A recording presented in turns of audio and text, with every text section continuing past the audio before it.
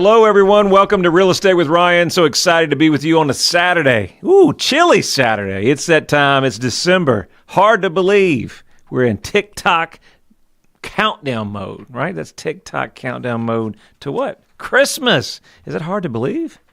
It really is. It's for some reason, right after Thanksgiving, I don't know about you guys, but my whole crew was down, except myself.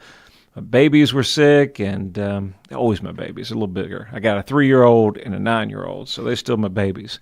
And then, of course, my wife was a little bit under weather. This sinus stuff going on, I know a lot of my clients have kind of seen that going on, and so hopefully everybody's doing well and staying well. 'Tis that time of season, you know. These kind of things are around and about, so hope everybody's doing well.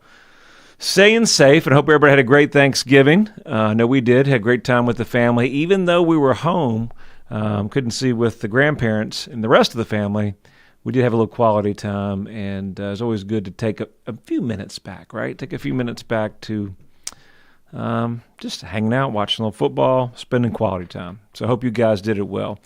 We're going to have a great show for you, and thank you for tuning in. We're talking about do's and don'ts. Do's and don'ts of what, Ryan?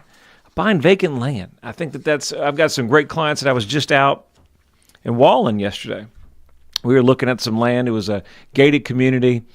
And in this market, as we approach 2024, kind of want to talk about the interest rates today as well. A little bit of good news there.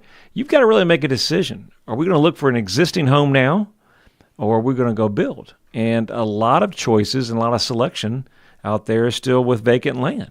And we're going to talk about the do's and don'ts, what you need to do, how to budget for that, just some things that maybe you haven't thought about. And maybe if you built your forever home, or maybe you haven't, we're going to talk about that, types of financing, what makes it easier to buy that land and maybe build later. That and so much more. Real Estate with Ryan. So glad to be with you guys. Let's talk about the interest rates. News. For the first time since September 1, the rates on a 30-year mortgage dropped Wednesday, reducing the flagship average rate to 7.52. I've got some rates of 30-year fixed. That's a 7.52, but I've got our FHA loans at 7.1. And then I've got a 15-year about 6.84. So that's a little bit of an indication. Now, each bank is different, right? You go to your credit unions, shop around. Obviously, if you're working with us, we have some lenders, preferred pricing, preferred discounts. You know, when you're getting a loan, some things you want to compare to is make sure that when you're getting a quote, you're getting a 0-0. I said, Ryan, what is a 0-0? At 0 points, zero origination, no discount. So just kind of an even keeled number there. So you're comparing apples to apples. A lot of times if you're looking online, especially where the interest rates are a little bit more pricey, right? You see all these rates and they look really, really great. But on the side, you see all these fees. And these fees are what it costs to actually get the rate.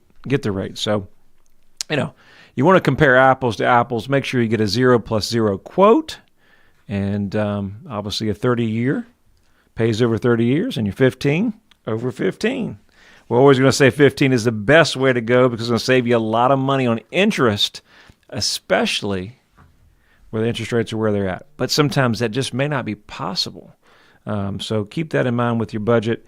A lot of our clients are taking advantage of, you know, hoping that the market will be, interest rates will decline here in the next coming year. And so you can always have that possibility of refinance. But that's not always a guarantee, so always budget accordingly on the front end. Let's talk about land.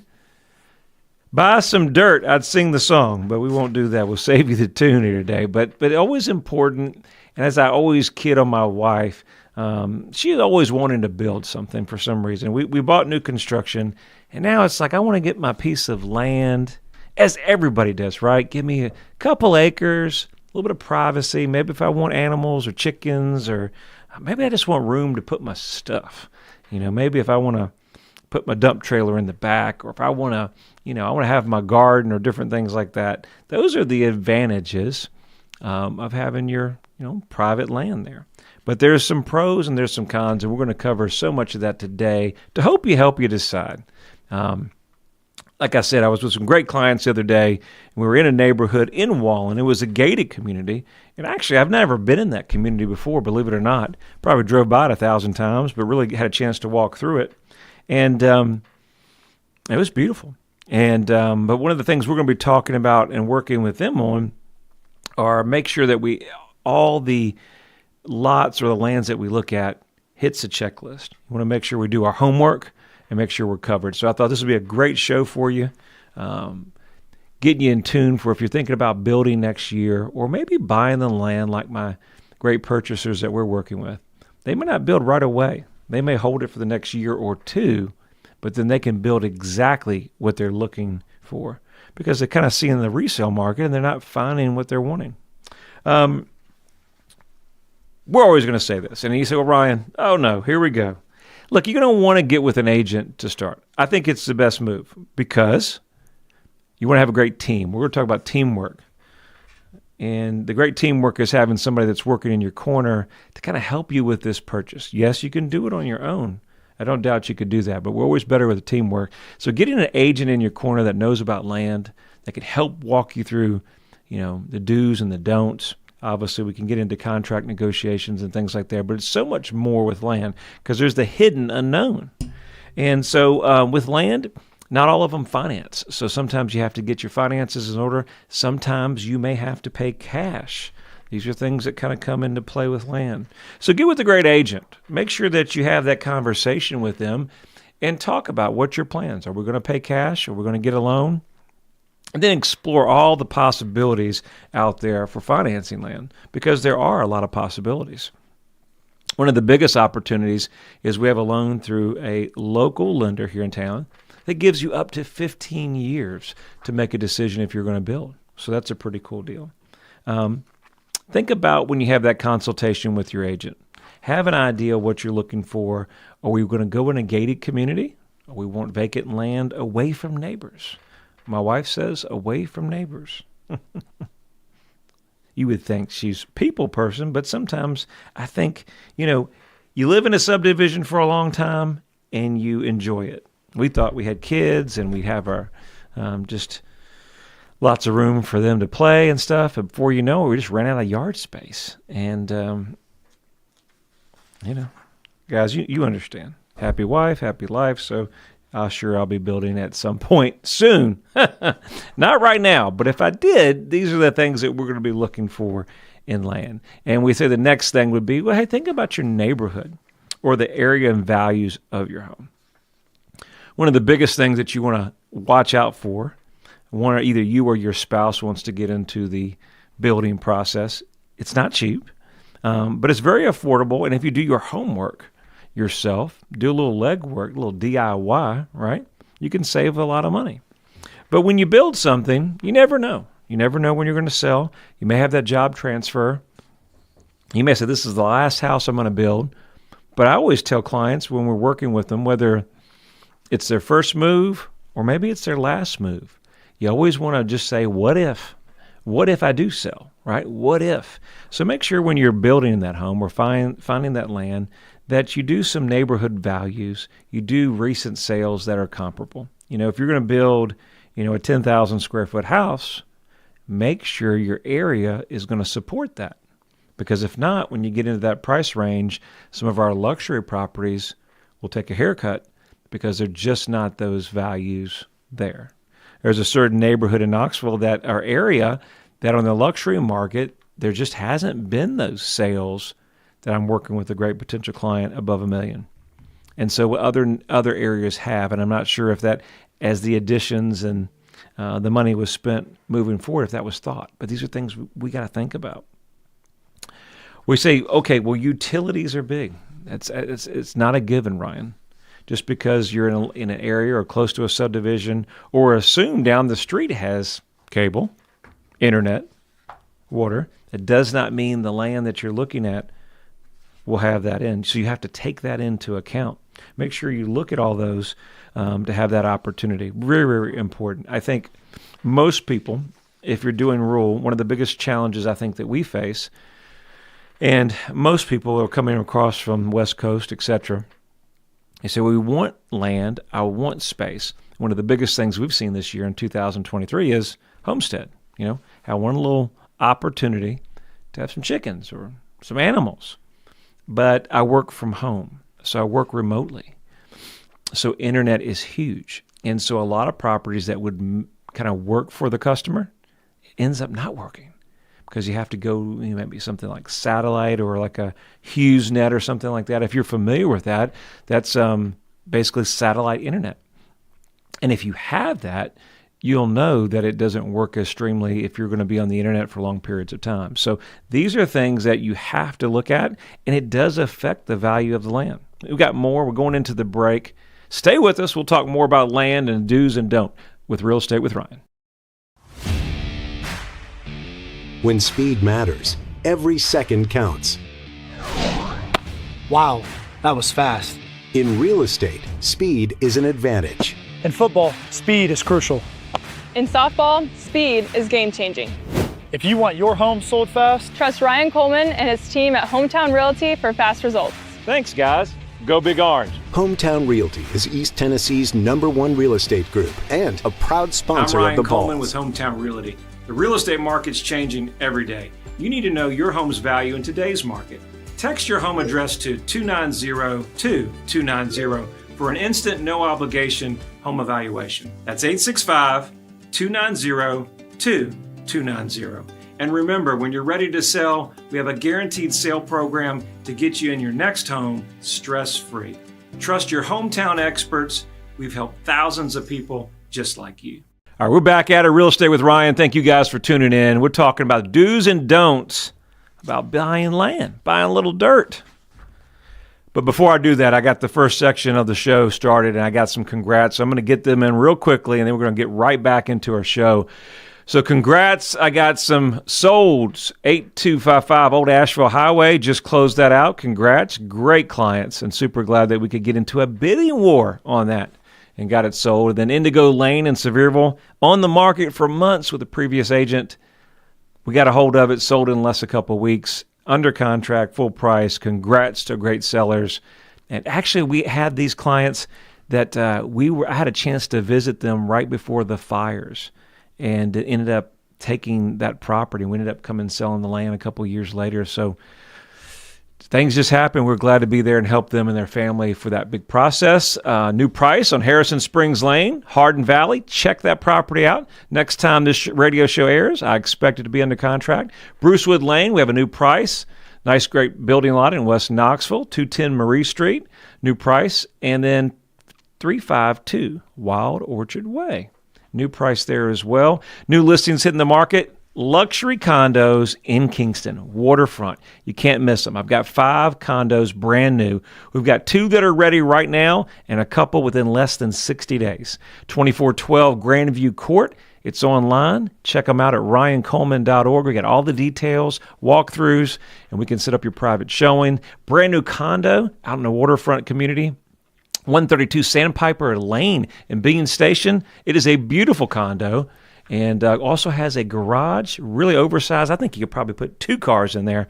Make sure you check that out as well. So getting back into the show, I always have to get our congrats and our new listings coming on. So we got a lot going on. Just because it's December, you would think, hey, slowing down. We're not slowing. This train doesn't stop all the way to Christmas, unfortunately. That's what we do, guys. And then going into 2024, we know the rates are adjusting a little bit. It's going to our favor. Where does that put you guys in 2024? Where do you see the market? Have you been sitting on the sidelines thinking about buying? Maybe you're thinking about selling? Not really sure. We'll start with that process, and I always encourage you to call our office. If you're thinking about buying, we got you covered there. If you're thinking about selling, I've had some great sellers I met with this week. It was a perfect opportunity. They're going to probably be ready in a couple months, probably in February. Had me out to the property. We talked about some do's, some don'ts. What should we do here? Walk through the property, and the numbers were better than what they thought. And so that's why I would encourage you to reach out to my office, even if you're not ready now. So we have a game plan. You know it's an election year next year. No question what that's going to be. Who knows, right? But go ahead and get some numbers so you can start making plans for you and your family that if the rates start adjusting to what we're starting to see a little bit, things may start picking up dramatically. You don't want to miss that opportunity. You know, I say real estate every year it's timing. Buy at the right time, get a great deal. Sell at the wrong time, maybe not so much. So always check in with our office, and it's easy. You'll hear it on here. Best number in real estate. It's easy. 693-SOLD. 693-SOLD. Call us anytime or visit us at ryancoleman.org. All right, so Utilities, that's big. We're talking about land, do's and don'ts, things that you want to think about back into when you're going to buy a property. We talked about cable. We know that's it. Cable's almost like running water. Electricity, sewers. We always think that they're a given, but it's not. Depending on how developed the area is and around the land, you want to know if it's going and what the cost for the infrastructure is going to be. We had cable on a property that we were working for, I think, Nick's grandfather. And it was $12,000 or $15,000 to have the cable line, and it wasn't that far brought over to get this certain type of cable or high speed. So you have to think these things, and you would think that it would have been out there with the higher-end homes, really nice. Don't take it for granted, especially if you work for home. Incentives. In some situations, especially national disasters, we've had fires over there, the local government may offer incentives in the form of tax breaks or easy planning approval to rebuild homes where they've been destroyed.